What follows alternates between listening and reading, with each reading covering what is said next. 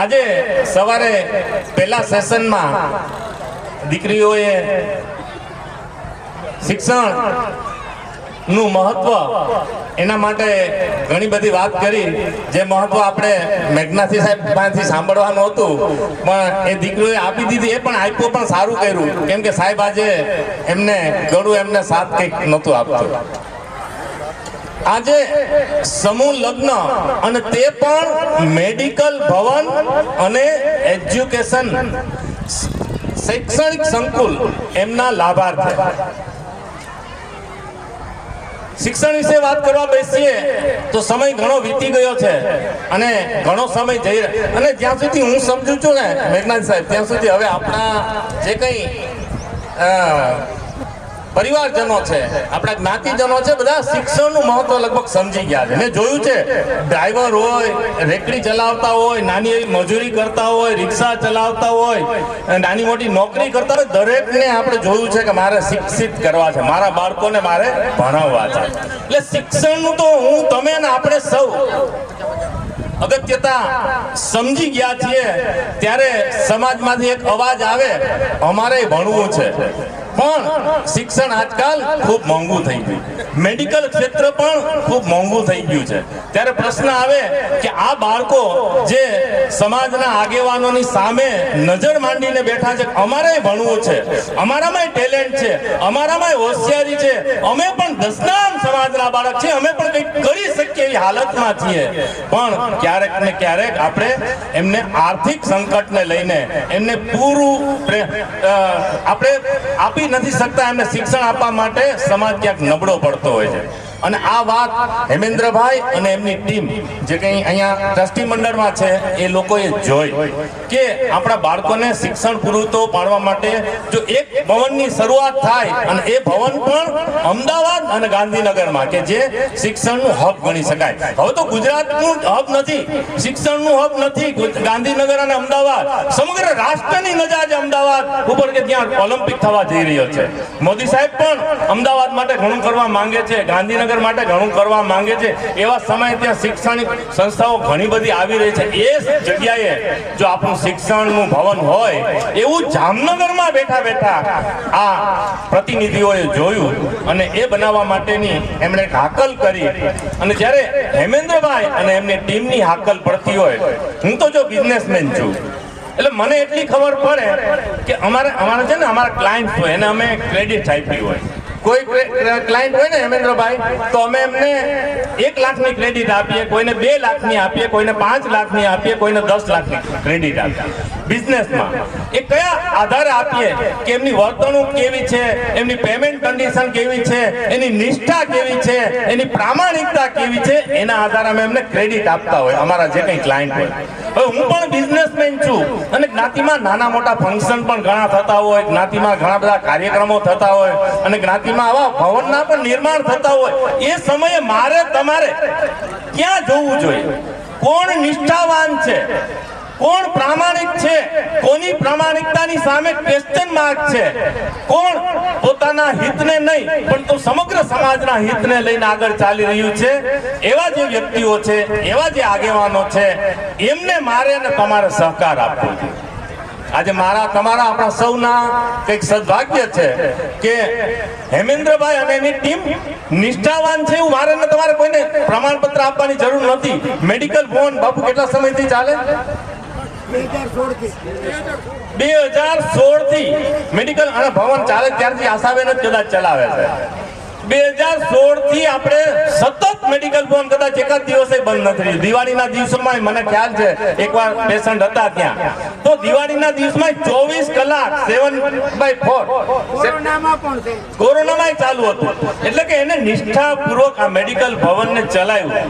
અને હું તો તમને એમ કહીશ, હમણાં જ નારાયણ બાપુને વાત થતી હતી કે મેડિકલ ભવન જ્યારે બનાવવાનો વિચાર આવ્યો ને એ સમય એક બાજુ હું અને મહેન્દ્રભાઈ એવું કહેતા હતા કે ભાઈ મેડિકલ ભવન કંઈક સારી બહુ મોટી સારી બિલ્ડિંગ સિટીની બહાર બનાવીએ કે ત્યાં આપણે સારું બનાવી શકીએ. હેમેન્દ્રભાઈને હોસ્પિટલ, કેમ કે એશિયાની મોટામાં મોટી હોસ્પિટલ કહી શકાય અમદાવાદ, ત્યાં મેડિકલ ભવન બનાવવું હતું. અને એમાં ક્યાંક ને ક્યાંક હું એમની સાથે નહોતો. પછી જો કે મેં ફંડ આપ્યું, મેં પણ મારથી દેવા એટલું મેં દઈને આગળ વધાવ્યું, પણ ત્યારે મને એટલી બધી એમની નિષ્ઠામાં ખ્યાલ નહોતો કે આની પ્રમાણિકતામાં મને ખ્યાલ નહોતો એટલે હું કદાચ મહેન્દ્રભાઈની સાથે બીજું ભવન બનાવતા હતા એમાં જોડાતો હતો અને આ ભવનની વિરોધમાં તો નહોતો પણ હું ત્યાં બીજું કંઈક મોટું ભવન બને એવા ઓલામાં હતો. પણ હવે મને પણ એની નિષ્ઠામાં, એની પ્રામાણિકતામાં, એની કામ કરવાની શૈલીમાં ક્યારેક ક્યારેક આ હમણાં હું ને રમેશભાઈ વાત કરતા હતા, રાજેશભાઈ, કે આ લોકો જયારે 4-5 મળે ને એક ભાઈ વચ્ચે હોય ને એવી રીતે આત્મીયતાથી મળે અને ક્યારેક ક્યારેક એકબીજાની વચ્ચે વિગ્રહ પણ એવો થાય કે અમે ત્યાં પણ જોયેલું છે બધું. પણ એ લોકોની જે સાતત્ય છે, જે એમને કામ કરવું છે અને જે નિષ્ઠા છે એમાં ક્યારેય આપણે ખામી જોઈ શકીએ. હવે ભવન માટે આપણે 1% રકમ આપી, આપણે 97% આપવાના બાકી. મેડિકલ ભવન, શૈક્ષણિક ભવન બનવા જઈ રહ્યું છે એમાં મારે ને તમારે ફાળો શા માટે આપવો જોઈએ? હું તો બિઝનેસમેન છું ભાઈ, હું તો વિચારું મારે હું કામ તમને આપવું? બીજા ભવન બને છે, અંબાજીમાં ભવન બને છે, સોમનાથમાં ભવન બને છે, જુનાગઢમાં ભવન બને છે, મારે તમને શા માટે વધારે ફાળો આપવો? એટલે ત્યાં ન આપો હું ક્યાંય કહેતો જ નથી, ત્યાં ન આપો એવું ત્યાં મેં બધે આપ્યો છે અને તમારે આપવો છે. પણ સૌથી વધારે અહીંયા શા માટે આપવો જોઈએ એવો વિચાર આવે ને? આવે કે નહીં? મારી સાથે જુઓ તમે બધા. આપણે જ્યારે આ દાતા એમના તરફથી શૈક્ષણિક ભવન બનવા જઈ રહ્યું છે ત્યારે તમને પ્રશ્ન થાય કે ભાઈ અમારે શા માટે અહીંયા વધારે ફાળો આપવો, ત્યાં કેમ ન આપવો, ત્યાં ઓછો કેમ આપવો?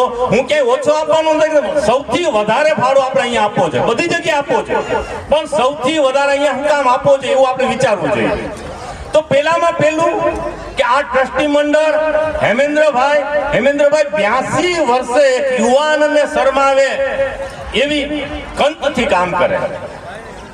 હમણાં વનિતાબેન ની વાત આવી ને એટલે મને કહે કે વનિતાબેન ને ભૂલવા હાટું હું આ બધું કરું છું. એમની મજાક છે. આ વનિતાબેન મને યાદ ન આવે ને એટલે કે હું દોડ્યા જ કરું છું. પણ એ ગમે તે કારણથી દોડતા હોય પણ સમાજ માટે હરમેશ દોડતા રહે છે. 82 વર્ષે મને તો એમ થાય કે હું અહીંયા સાષ્ટાંગ વંદન કરું. આ ઉંમરે અમે તો થોડું દોડીને થાકી ગયા બાપા, પણ તમે કન્ટિન્યુઅસ દોડતા રહે. એમની નિષ્ઠામાં ક્યાંય ખામી નથી, એ પ્રતિપાદિત થઈ ગયા. તેમનું સંચાલન ખૂબ સારું છે એવું એને મેડિકલ ભવન કરીને બતાવી દીધું, એમ્બ્યુલન્સ ચલાવીને બતાવી દીધું અને જમીન મેળવવા માટે આપણા સમાજની ઘણી બધી સંસ્થાઓ મહેનત કરતી હતી, ઘણા બધા મંડળો મહેનત કરતા હતા. સમાજના રાષ્ટ્રીય કક્ષાના અને ગુજરાત કક્ષાના મંડળો પણ બાપુ મહેનત કરતા હતા. એમાં જામનગરમાંથી જઈ અને એ જમીન મેળવી લાવે છે. એટલા માટે મારે તમારે આપણે આમને મદદ કરો. હવે એનાથી વિશેષ વાત, આ જે જમીન છે મોટા ભાગે જ્યાં જ્યાં આપણે જમીન લીધી છે એનો સાક્ષી છું, ત્યાં આપણે પૂરેપૂરા 2 કરોડ તો 2 કરોડ આપીને 2 કરોડની જમીન લીધી છે, 10 કરોડ તો 10 આપીને જમીન લીધી છે, કરોડ તો કરોડ આપીને જમીન લીધી, 25 તો 25 ની જમીન લીધી. અહીંયા સૌથી મોટો ફાયદો મને ને તમને એ છે, 1 કરોડ આપી અને આપણે 10 કરોડની જમીન લઈએ છીએ. 22 કરોડ રૂપિયાની 1 કરોડ રૂપિયા આપી અને સરકાર આપણને 22 કરોડ રૂપિયા, 22 કરોડની આજ સુધીમાં આપણી પાસે કોઈ જગ્યા જ આપણે લઈ શક્યા નથી. કેમ કે આપણી કેપેસિટી 1 કરોડ 2 કરોડ કે 3 કરોડ અટકી જાય છે. તો 1 કરોડ આપી અને આપણે 22 કરોડની જમીન લેવાની હોય એ સમયે તમે જે 1000 રૂપિયા આપો છો ને, તમે 1000 નથી આપતા, તમે 22,000 રૂપિયા આપો છો. તમે લાખ નથી આપતા, તમે 22 લાખ આપો છો. તમે 100 રૂપિયા નથી આપતા, તમે 2200 રૂપિયા આપો છો. તો એટલા માટે આજે મારું અને તમારું, આપણે તો બિઝનેસમેન ભાઈ, આપણું મારું ને તમારું દાન એવું હોવું જોઈએ કે ઉગી નીકળે. આ તો આપ્યા પણ ઉગી નીકળે. તમે લાખ આપો એટલે 22 લાખ આપ્યા બરાબર, એવું જ થશે ને મામા? એવું જ થઈ રહ્યું ને. 1 કરોડ આપવું એટલે 22 કરોડ આપ્યા, 1 લાખ આપવું એટલે 22 લાખ આપ્યા, 1000 આપવું એટલે 22,000 આપ્યા. એટલે તમે 1,000 આપો છો ને, તો આ વાત મારે તમારા સુધી સીમિત નથી રાખવાની. આપણે સમાજના જેટલા લોકો છે ત્યાં સુધી વાત પહોંચાડવાની છે કે તમે 1000 રૂપિયા આપો. અને બાપુની મને સૌથી મોટી વાત ગમે ને હેમેન્દ્રભાઈની, તો એને 1000 આપો ને તોય બહુ રાજી, એને તમે 5000 આપો ને તોય રાજી. 1000 રૂપિયાનો તો અવળો મોટો મેસેજ આવે વોટ્સએપમાં. તમે 1000 રૂપિયા આપો ને, ખાલી મેસેજ ના આવે, તમારો ફોટો આવે, તમારા પરિવારનો ફોટો આવે, તમારા દીકરા દીકરીનો ફોટો આવે ને આવડે મેસેજ કરે. એટલે 1000 માં એ રાજી, લાખમાં રાજી અને 10 લાખમાં એટલા જ રાજી. તો જ્યારે એક 82 વર્ષનો યુવાન અને એમની ટીમ આ કામ કરવા નીકળી હોય અને 1000 આપીને 22000 નું દાન અપાતું હોય ને એ સમયે, અને આ ફાયદો કેટલી વાર છે? જ્યાં સુધી જમીન લેવાય ત્યાં સુધી. જો પછી તો કન્સ્ટ્રક્શન તો 5 લાખ આપતો 5 નું થશે, 5000. એટલે જમીન લેવા સુધી મારે તમારે ઉતાવળ કરવી જોવે પૈસા આપવામાં. જમીન લેવા માટે કરોડ રૂપિયાની જરૂર છે અત્યારે. બાબુ કરોડ ની, એમાં 30 લાખ તો ઓલરેડી છે. એટલે મારીને તમારી પાસે જાજો સમય નથી, અને એની જે સ્પીડ છે, એની જે ઝડપ છે, એની જે ત્વરા છે, અને એને જે ઉમળકો છે ને, જે આગ છે ને, એ આગ જાજો સમય મને તમને નહીં આપે. મને નથી લાગતું કે 3 મહિનામાં આપણી પાસે આ પૈસા ન થઈ જાય બાબુ. 3 મહિનામાં આનાથી મોટો ટાર્ગેટ રખાય બી નહીં. કેમ કે ગવર્મેન્ટે આપણને જગ્યા આપી છે. જો ગવર્મેન્ટને મોડા પૈસા આપી અને ક્યારે ગવર્મેન્ટમાં શું ચેન્જીસ આવે એની હું રાજુ બાપુએ હમણાં વાત કરતો, ક્યારેક ફેરફાર આવે તો હેરાન થઈ જાય. 3 મહિના તો એને આપ્યા એટલે એમાં કઈ ફેરફાર થવાનો કોઈ ચાન્સ નથી. પણ 3 મહિનામાં કદાચ નથી ભરી શકતા તો રાજુભાઈ નું કહેવાનું તો 6 મહિના આપણને આપી શકે. તો આપણે રાજુભાઈ 3 મહિનાથી વધારે રાહ જોવાય નહીં. આપણે 3 મહિનામાં દિવસ રાત એક કરી આ પૈસા ઉભા કરવા જોઈએ. કરવા જોઈએ કે નહીં? તો બધાએ સહકાર આપવો જોઈએ ને. બોલો તો ઓમ નમો નારાયણ, ઓમ નમો નારાયણ. પાછળ સુધી સંભળાય છે મારો? ઓમ નમો નારાયણ. આપણી પાસે 1 કરોડ ઉભો કરવા માટે ખાસ ધ્યાનથી સાંભળજો. 3 મહિનાનો સમય છે અને 3 મહિનામાં 1 કરોડ ઉભા કરી એટલે 22 કરોડની જમીન. 22 કરોડ. આમાંથી ઘણા લોકોને 22 કરોડ લખવા જશું તો મીંડાય કેટલા ખબર નહીં પડે. તો એ 22 કરોડની જમીન મળતી હોય તો મારે ને તમારે 1 રૂપિયો આપી અને 1000 રૂપિયા આપીને 22000 નું દાન થતું. મિનિમમ 1000 તો આપવો જોઈએ. હવે તમે એમ થાય કે ભાઈ મારી પાસે તમે 1000 રૂપિયાની અપેક્ષા રાખો, જીતેશભાઈ તમે શું કરશો? એવું થાય ને બાપુ. વાત તો તમે મોટા મોટા અવાજે કરતા હતા, પણ તમે હું આપ્યું એ તો જાણ કરો. તો જાણવું છે, મારે કંઈક આપવું જોઈએ. મારી પાછળ પાછળ આવશો તમે બધા? મારાથી હું કેટલો હાલું તો તમે કેટલા હાલશો? એવું કઈ નક્કી થાય?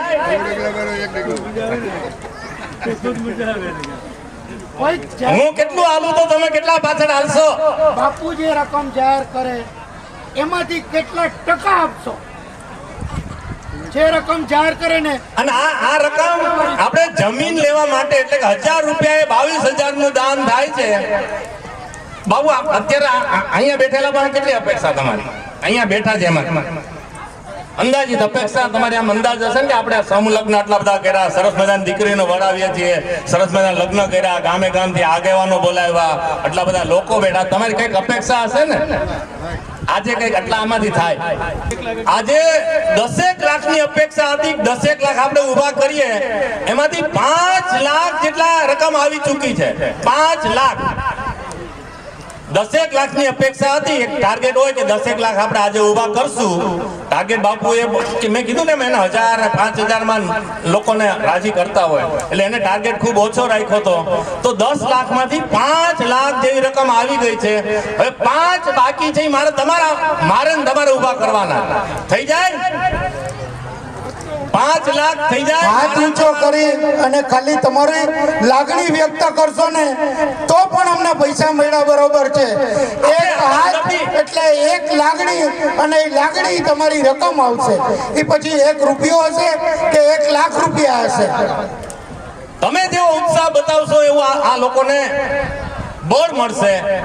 એટલે આપણે હાથ ઊંચો કરીને તો આપીએ કે બાપુ અમે તમારી સાથે છીએ, મંડળ અમે તમારી સાથે છીએ, તમે આગળ વધો, અમે તમારી સાથે છીએ. એમ હાથ ઊંચો કરીને આપણે બતાવી શકીએ.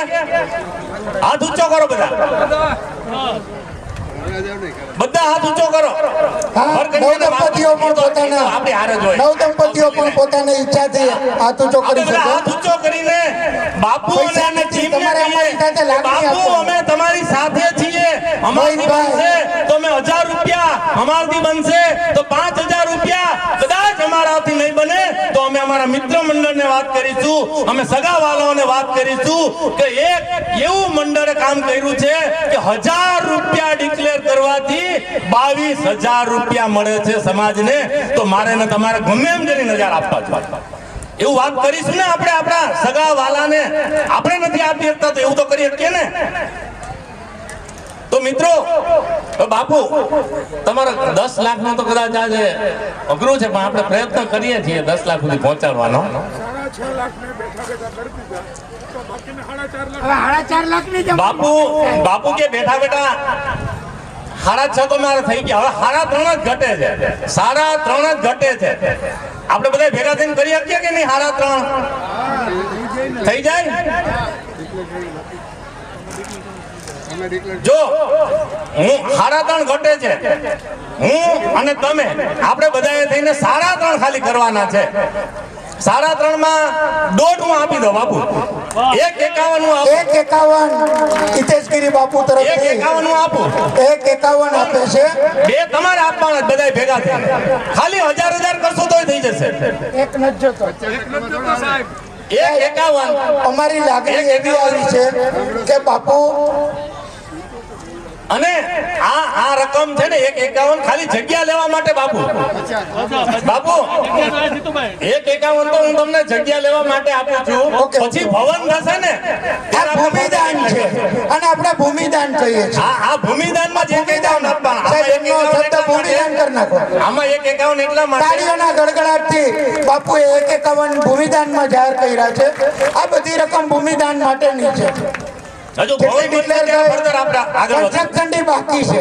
પણ ભવન બને અને એ જમીન આપણે લઈ શકીએ એના માટે બાપુએ અને આ લોકોનો મહેનત કેવડી હતી. મામા આપણે હમણાં મેરેજ હતા, હિતાર્થ અને સુરાંગી દીકરીના ને એમના મેરેજ હતા ને, ત્યારે બાપુ હાજર હતા, જીતુભાઈ હતા, રાજુભાઈ, અને એમાં તો રહેવા એટલી તો હોય જ.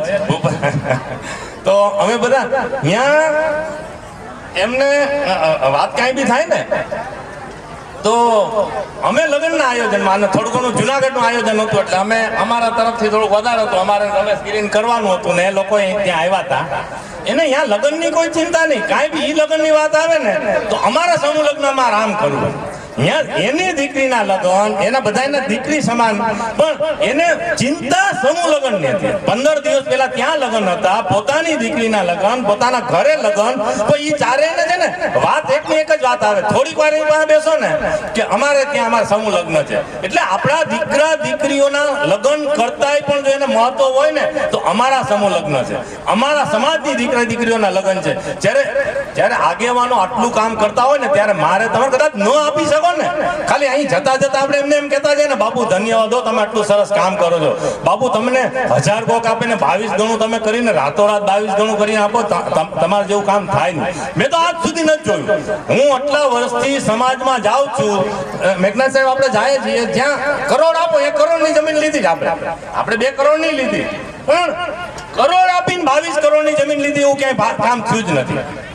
અને હજુ એમાં એમના રાજુભાઈની હમણાં વાત હતી કે એમાં આપણે હજુ એમાં થોડું કન્સેશન લઈને કરોડ ન આપવા પડે એવા ટ્રાય કરીએ કે જેથી કરીને કરોડ બન્યા હોય તો આપણે એ પાછા કન્સ્ટ્રક્શનમાં વાપરી શકીએ. 50 લાખથી પતતું હોય તો આપણે એવું એવા સોર્સિસ સમજાવે છે. એના માટે એને કેટલા આગેવાનોને મળવું પડે, કેટલા પોલિટિશિયનો ના પગ ને લોવા પડે, કેટલા અધિકારીઓને મળવું પડતું હોય. અને આ બધું કોના માટે? એના દીકરા દીકરીઓ માટે.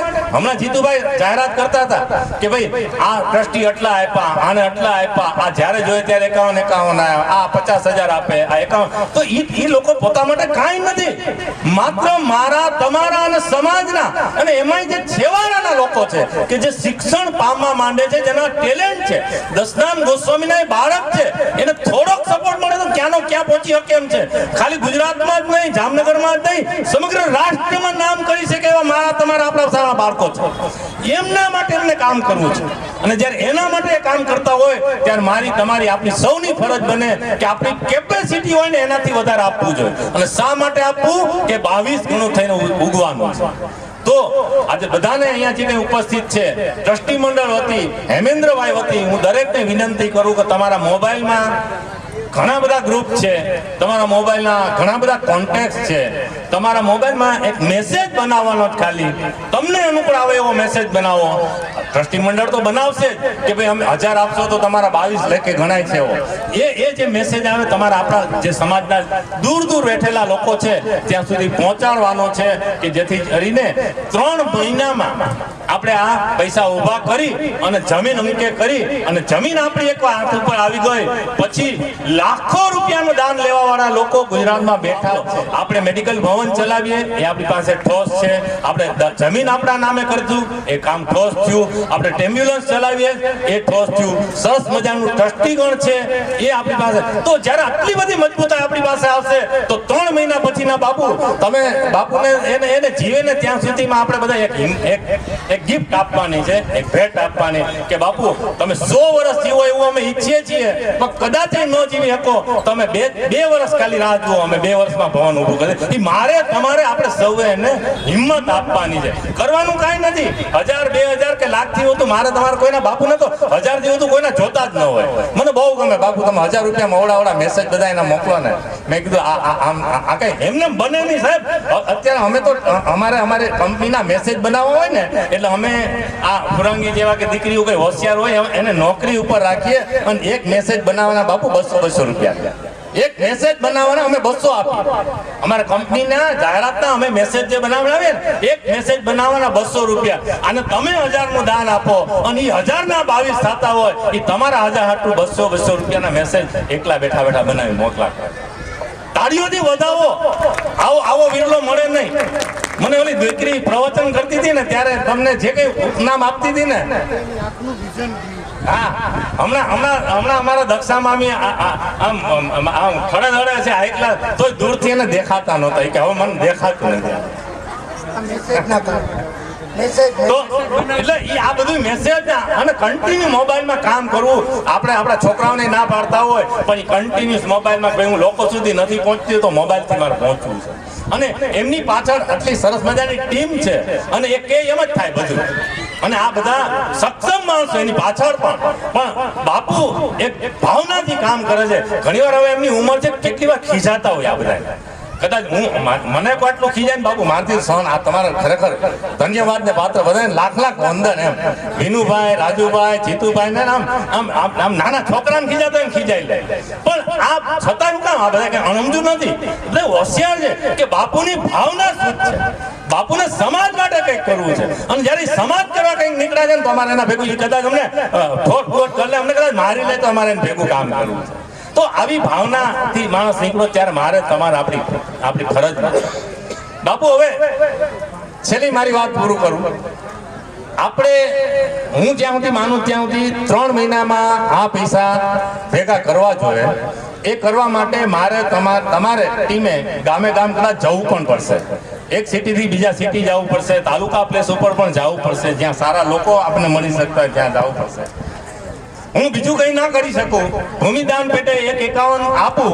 સાથે સાથે તમારે જ્યાં પણ જવું હશે અને ક્યાંય મારો પ્રભાવ પડતો છે નાનકડો તો હું 3 મહિના માટે તમે જ્યાં કયો જે દિવસે કયો એ દિવસે હું 3 મહિના ફાળું છું. પણ આપણે 3 મહિનામાં આ કામ અંકે કરીને જમીન આપણી કરી લેવી છે. અને 22 કરોડની જમીન માટે હું નીકળો જ બાપા. એટલા માટે હું મારા 3 મહિનામાં તમે કયો તે દિવસે જામનગર, તમે કયો તે અમદાવાદ, તમે કયો તે મહેસાણા, તમે કયો તે મુંબઈ, તમે કયો તે દિવસે દુબઈ, મારા ખર્ચે મારી ગાડીમાં 5 લોકોને બેસાડીને આપણે લઈ જાવ. અને છતાંય તાળીઓથી આ વાતને વધાવો. છતાંય 3 મહિનામાં ક્યાંય કઈ અટકતો હશે તો મારા પર્સનલ રિસોર્સિસનો ઉપયોગ કરીને મારી જે પહોંચ છે એને પહોંચાડીને આપણે 1 કરોડનું દાન ભેગું કરી દેવું છે. એવી જો તમારા બધાના આશીર્વાદ હોય તો થઈ શકશે. બધા સાથે જુઓ ને. હાથ ઊંચો કરીને બાપુની વાતને સહકાર આપીએ. તમે જે કંઈ અમને બોલાવ્યા, આમ તો હું હવે ક્યાંય બહુ જાતો નથી બાપુ. અમારા રાજકોટના એ સમૂહ લગ્ન હતા તોય હું નહોતો ગયો, પણ બાપુની જે નિષ્ઠા અને જે ભાવના છે ને, અને તમારી ટીમની, એટલે મને પ્રેરણા મળી જાય. કાલ રાત સુધી મેં સાહેબને કહેતો હતો, મેઘનાની સાહેબને, કે બાપુ બહુ નક્કી નથી મારું મામા, તમે તમારી રીતે કંઈક કરી લેજો. પણ તમારો પ્રેમ, તમારી લાગણી અને તમારી સમાજ માટેની જે ભાવના છે એ અમને બધાને અહીં ખેંચી લાવે છે. અને આના ભાવનાથી આપણે શૈક્ષણિક સંકુલ ઊભું કરવા માટે આગળ વધીશું તો 100% 3 મહિનામાં આપણને કોઈ રોકી નહીં શકે એવી ભોળાનાથને પ્રાર્થના કરું છું. મને જે કંઈ બોલાવ્યો, મને બોલવાની તક આપી, અને મને જે 1.5 લાખના 22 ગણા કેટલા થાય? 22 ને 33. મેં 33 લાખનું આ દાન કર્યું કહેવાય ભાઈ. મેં 1.5 લાખનું ડોનેશન કરીને મેં 33 લાખનો લાભ મેં લીધો. તમારે કેટલો લેવો હોય તમે જોજો. હવે આ બધા નક્કી કરો.